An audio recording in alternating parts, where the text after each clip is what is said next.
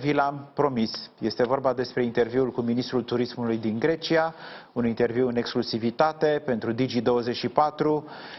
Intervievator Alexandra Albu. Mr. Theoharis, welcome to Digi24 and thank you for accepting this interview with us. First and foremost, when do you expect the reopening of further border crossings between Greece and Bulgaria? As I am sure you are already aware, there are many Romanians on their way to Greece or who plan to travel to Greece in the near future. Of course, this is the first days that we have opened the borders in a more, wide way, and also our airports. So we're trying to do this in a stepwise fashion and with caution. So in the next few days, assuming that we have solved all the problems in the different border crossings, we will consider adding more crossings. But for the time being, Promahonas between Bulgaria and Greece is the main crossing for travelers. As I am sure you already know, the crossings of tourists were allowed today also at Macaza and Nifea crossing, or that's what Romanians wrote us today. Well, I mean, of course, when you have people queuing and there are problems, we try to make ad hoc solutions. But since this is the first days, we try to be flexible. But after a while, when people know exactly the rules, we will be more strict. So I would suggest that people coming from Romania go to Promahonas. Why did the Greek government take such a decision to close all border crossings for non-essential travel except one, the Culata-Promahonas crossing? Well, this is an operational issue. We have to ensure that everything goes smoothly with few border crossings, and we keep control, and then we add more as we feel more confident that things can move more smoothly. So this is just to ensure that we have everything necessary to do the checks that are necessary, but also to be able to serve and support the people that want to cross in the best possible way. I know that yesterday you were on the airport on the island of Rhodos, and I hope that you are aware of the situation of many Romanians that arrived in Greece on the island of Crete. There was a charter plane there, and all the Romanians who were passengers on that plane were tested for COVID-19. Why was that decision taken to test all of them and not to use the selective testing that you were talking about? Yeah, we are using the selective testing. The algorithm tries to gather a lot of data initially in order to be able to calculate who's going to be tested or not with more accuracy. We have gathered in the previous days from the crossings of other people that were allowed to fly to Greece, and as the days pass and we get the initial data, we are able to be more selective and more targeted on how we do the testing. So this is only an issue in the first few days. Between the factors that you take into consideration when you do the selective testing for COVID-19, is the country of origins one of those factors that you take into consideration? For example, the epidemiological situation in the country? Yes, it's not necessarily.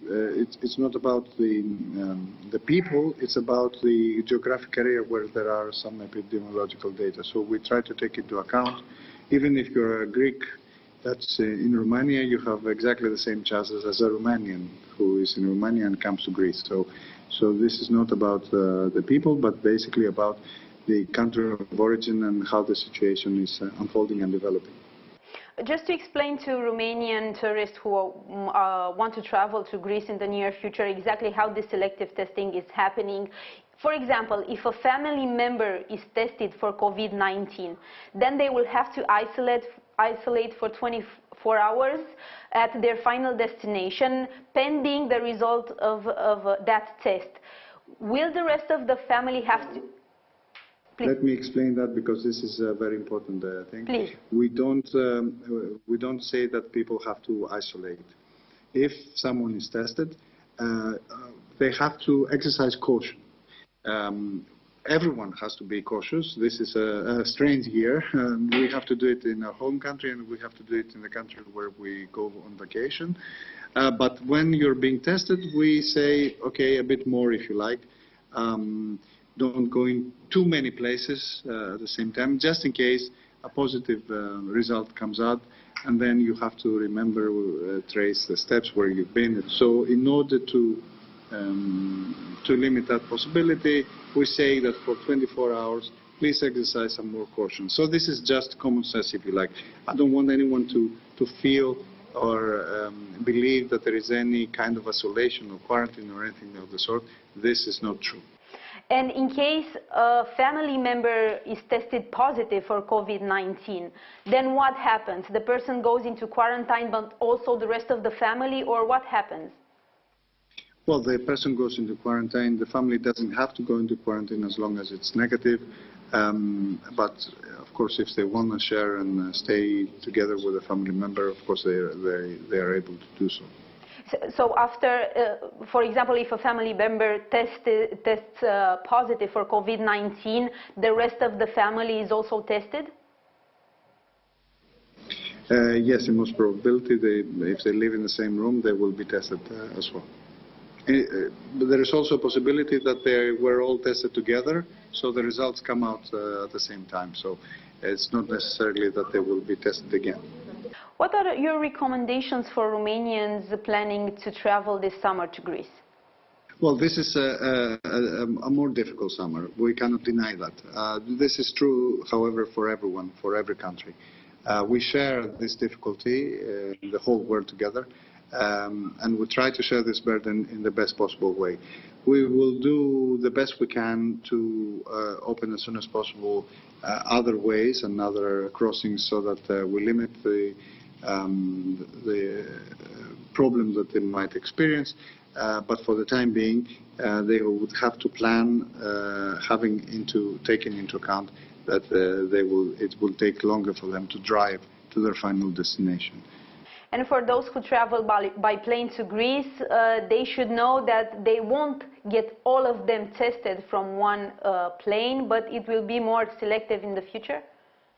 Yes, they will not be all tested.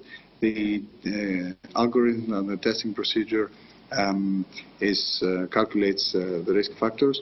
What I urge them to do is fill in this form before they come to Greece, before they fly or before they reach the border, because even though we give some flexibility for those that haven't completed the form, unfortunately those that haven't completed the form, we test all of them. So the best possible way for them is to complete the form before, so that the selective process is initiated, and some of them will avoid testing. So just a short explanation here. If someone comes to Greece and at the border they don't show the QR code or the online form they should have completed 48 hours before entering Greece, they will all get tested? We're trying to make this form so that they can fill it even before they enter Greece, immediately, a few minutes before. So we will aim to do that. I think the best possible way is for everyone to be able to fill in the form beforehand and have the process calculate whether they're going to be tested or not. Okay, and if not, they will get tested? Yes, for the limited time that we allow this, yes. Thank you so much, Mr. Theoharis, for your interview at Digi24.